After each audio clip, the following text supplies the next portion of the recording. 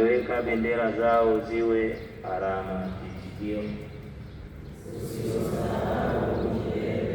uhai wa watu wako walioonewa. Wanaonekana kama watu wainuao mashoka waikate miti ya msituni, na sasa mapishi yake yote pia wanaivunjavunja kwa mashoka na nyundo. Wameipatia moto patakatifu pako, wamelinajisi kao la jina lako hata chini. Kitikio: usimsahau milele uhai wa watu wako walioonewa. Ulitafakari agano, maana mahali penye giza katika nchi pamejaa makao ya ukatili. Aliyeonewa asirejee, ametiwa haya, mnyonge na mhitaji na walisifu jina lako. Kitikio: usimsahau milele uhai wa watu wako walioonewa. Shangilio: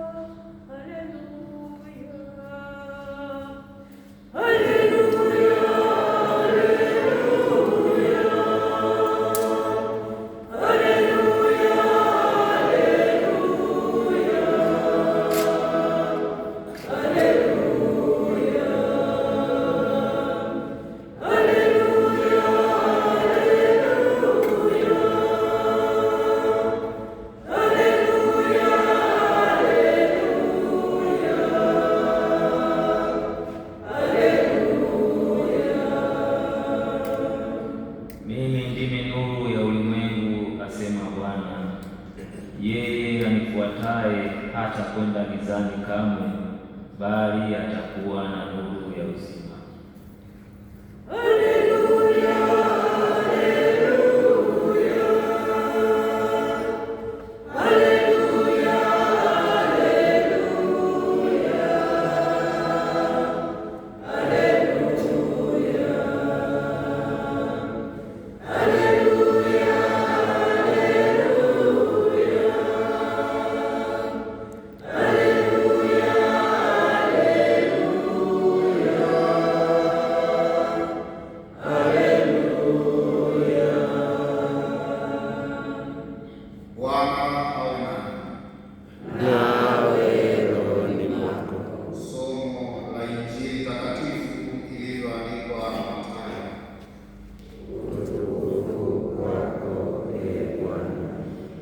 Yesu alipoingia Kapernaumu, akida mmoja aliingia akamsihi akisema, Bwana, mtumishi wangu amelala nyumbani, mgonjwa wa kupooza, anauma sana. Yesu akamwambia, nitakuja nimponye. Yule akida akamjibu akasema, Bwana, mimi sistahili wewe uingie chini ya dari yangu, lakini sema neno tu na mtumishi wangu atapona. Kwa maana mimi nami ni mtu niliyewekwa chini ya mamlaka, mwenye askari chini yangu. Nikimwambia huyu nenda, huenda, na huyu njoo, huja, na mtumwa wangu kufanya hivi, hufanya. Yesu aliposikia hayo alistaajabu, akawaambia wale waliomfuata, Amin nawaambieni, sijaona imani kubwa namna hii kwa yeyote katika Israeli. Nami nawaambieni ya kwamba wengi watakuja kutoka mashariki na magharibi, nao wataketi pamoja na Ibrahimu na Isaka na Yakobo katika ufalme wa mbinguni, bali wana wa ufalme watatupwa katika giza la nchi, ndiko kutakuwako kilio na kusaga meno. Naye Yesu akamwambia yule akida, nenda zako, iwe kwako kama ulivyoamini. Mtumishi wake akapona saa ile ile. Hata Yesu alipofika nyumbani kwa Petro, akamwona mkwewe Petro, mamaye mkewe, amelala kitandani, hawezi koma. Akamgusa mkono, homa ikamwacha, naye akaondoka akawatumikia. Hata kulipokuwa jioni, wakamletea wengi wenye pepo, akawatoa pepo kwa neno lake, akawaponya wote waliokuwa hawawezi, ili litimie lile neno lililonenwa na nabii Isaya akisema, mwenyewe aliutwaa udhaifu wetu na kuchukua magonjwa yetu. Neno la Bwana. Sifa kwako Yesu Kristo. Tumsifu Yesu Kristo. Ndugu zangu wapendwa, neno la Mungu leo linatufundisha mambo mengi, lakini kwa namna ya pekee naomba tuondoke na hili moja: tutumie vizuri nafasi tunazopewa, ama ni cheo, ama ni fursa ya fedha. Nafasi yoyote tunayopewa tuitumie vizuri, kwa maana tukiitumia vibaya tunaleta maumivu kwa wenzetu. Katika somo la kwanza tunasikia maombolezo ya wana wa Israeli. Mji wa Yerusalemu umeharibiwa, wazee wako kimya, wanawake wameinama kichwa chini, watoto wana mahangaiko mtaani, mahangaiko kila sehemu, maombolezo. Lakini ukifuatilia vizuri historia ya Israeli, maombolezo haya yamesababishwa na matumizi mabaya ya uongozi. Viongozi wametumia vibaya nafasi zao, wafalme wamemwacha Mungu, wakawa binafsi, wakaabudu miungu mingine, wakawatenda vibaya watu wengine. Maombolezo yakaingia. Ni kawaida tukitumia vibaya nafasi zetu, tukitumia vibaya fedha zetu, tukitumia vibaya uwepo wetu, maangamizi yanaingia na changamoto mbalimbali nyingine. Lakini kwa bahati nzuri, katika injili ya leo tunapewa mfano wa kutumia vizuri nafasi. Akida ni mfano mzuri, anatumia vizuri nafasi yake aliyonayo, anaitumia vizuri kwa kuwasaidia wale walioko chini yake. Tazama, leo anamkimbilia Yesu na kumwomba amponye mtumishi wake aliyepooza na mgonjwa. Lakini anapomwendea Yesu, anamwendea kwa imani na unyenyekevu. Anamwambia, Bwana, mimi sistahili wewe uingie chini ya damu yangu. Sema neno tu na mtumishi wangu atapona.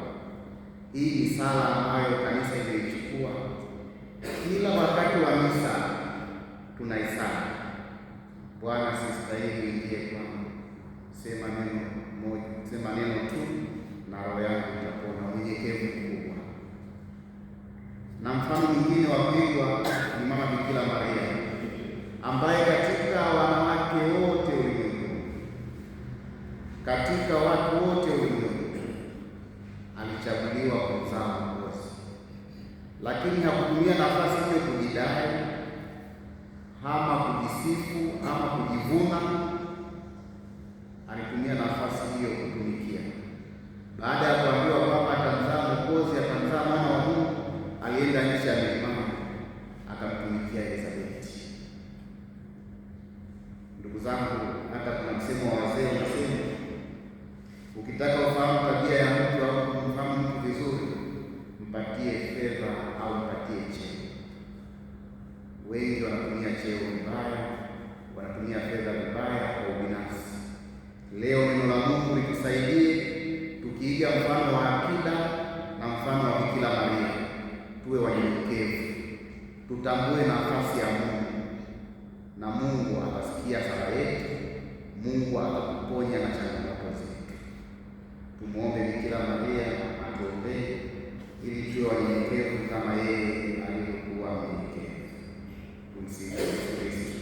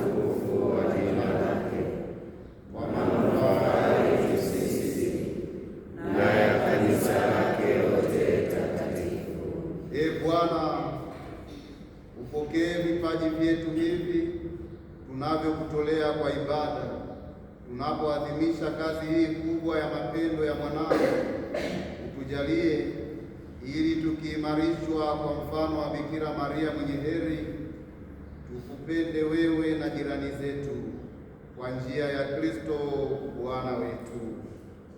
Amina. Bwana awe nanyi. Nawe rohoni mwako. Inueni mioyo. Tumeinua kwa Bwana. Tumshukuru Bwana Mungu wetu. Ni vema na haki.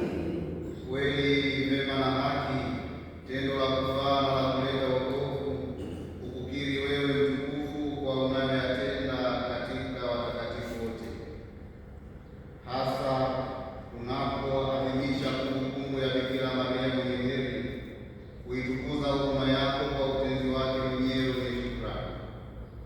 Kweli umetenda mambo makuu popote duniani na ukaendeleza wingi wa rehema zako kwa karne na karne, pale ambapo kwa kutazama unyonge wa mjakazi wako ulimtoa kwa njia yake mwanzilishi wa wokovu wa wanadamu, yaani mwanao Yesu Kristo Bwana wetu.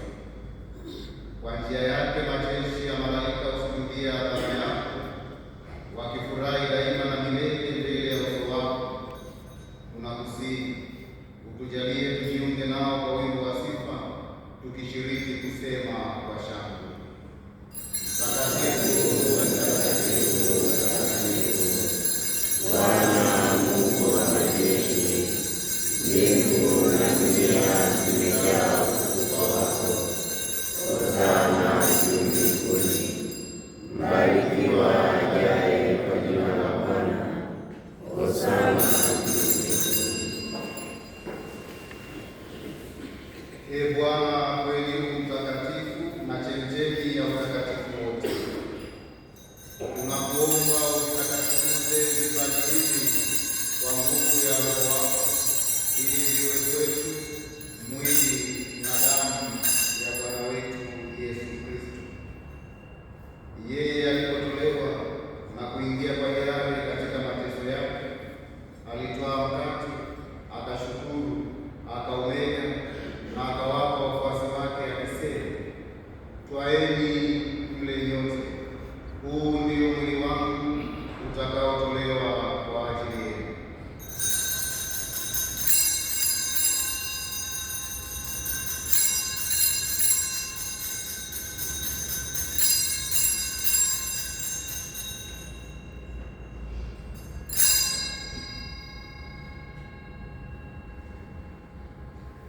Vivyo hivyo, baada ya kula, akitwaa kikombe na kushukuru tena, aliwapa wafuasi wake akisema, twaeni mnywe nyote, hiki ndicho kikombe cha damu yangu, damu ya agano jipya na la milele, itakayomwagika kwa ajili yenu na kwa ajili ya wengi kwa maondoleo ya dhambi. Fanyeni hivi kwa ukumbusho wangu.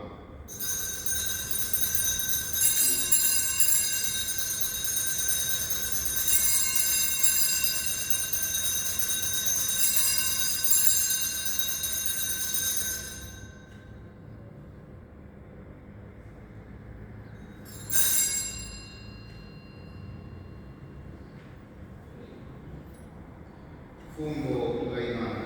Ee Mwokozi wa ulimwengu, utuokoe.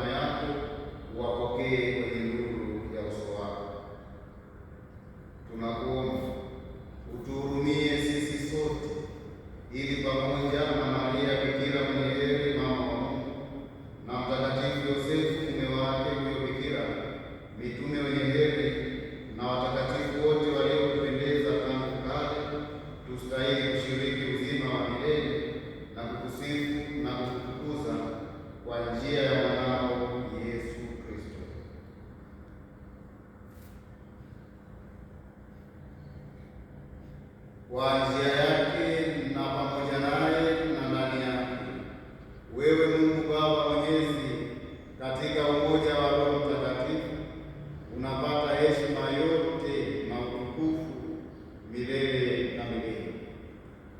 Amina. Kwa kulitii agizo la Mwokozi wetu na tukifuata mfano wa mafundisho yake ya kimungu, tunathubutu kusema: Baba yetu uliye mbinguni, Jina lako litukuzwe, ufalme wako ufike, utakalo lifanyike duniani kama mbinguni. Utupe leo mkate wetu wa kila siku, utusamehe makosa yetu kama tunavyowasamehe na sisi waliotukosea, usitutie katika kishawishi, lakini utuokoe maovuni. Ee Bwana, tunakuomba utuokoe katika maovu yote, utujalie kwa wema amani maishani mwetu, kusudi kwa msaada wa huruma yako tuokolewe daima na dhambi, wala tusifadhaishwe na jambo lolote, tunapotazamia tumaini lenye heri na ujio wa Mwokozi wetu Yesu Kristo.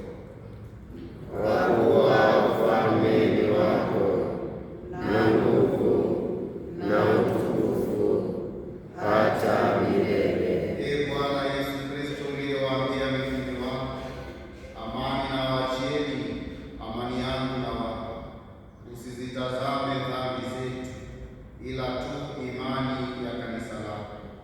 Upende kulijalia amani na umoja kama yalivyo mapenzi yako, unayeishi na kutawala milele na milele.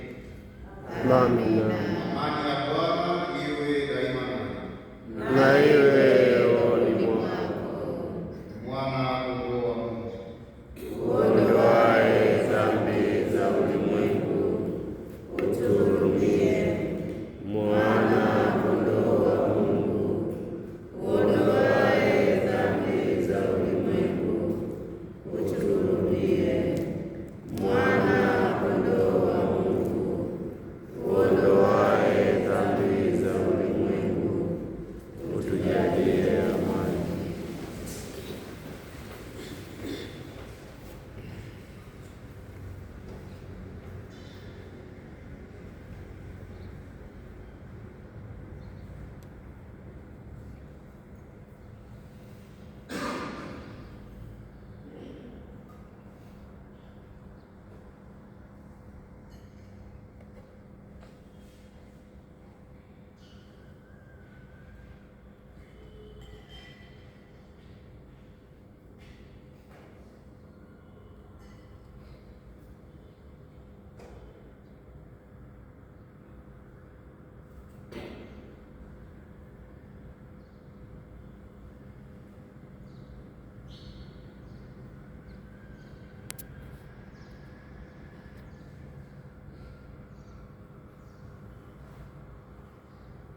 tazama mwana kondoo wa Mungu, tazama aondoaye dhambi za ulimwengu. Heri yao walioalikwa kwenye karamu ya mwana kondoo. Ee Bwana, sistahili uingie kwangu, lakini sema neno tu, na roho yangu itapona.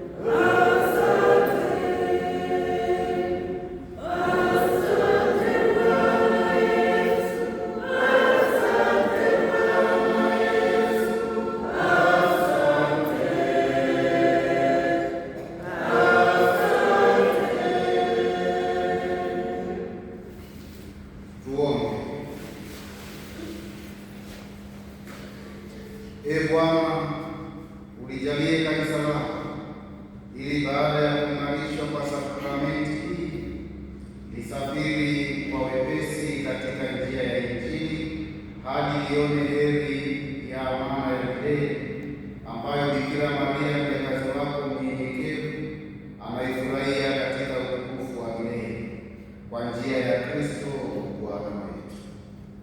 Amina.